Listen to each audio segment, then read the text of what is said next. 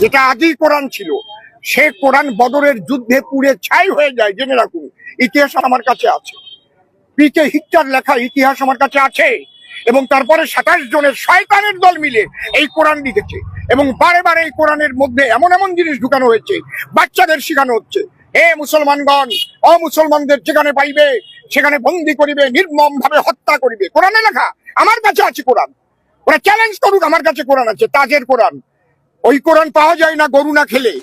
গত কয়েকদিন আগে হরিণঘাটার বিজেপির বিধায়ক অসীম সরকার বাবু যে কথা বলেছেন, সেই কথা দ্বারা এলাকায় হিংসা ছড়াতে পারে, দাঙ্গা হতে পারে, মারামারি হতে পারে, খুনোখুনি হতে পারে।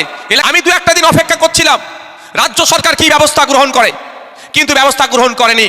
সেই ব্যবস্থা গ্রহণ করতে হচ্ছে কাকে? ভাঙড়ের বিধায়ককে। আমি লিখিত অভিযোগ এফআইআর করেছি অসীম সরকারের বিরুদ্ধে। তেনাকে প্রমাণ দিতে হবে।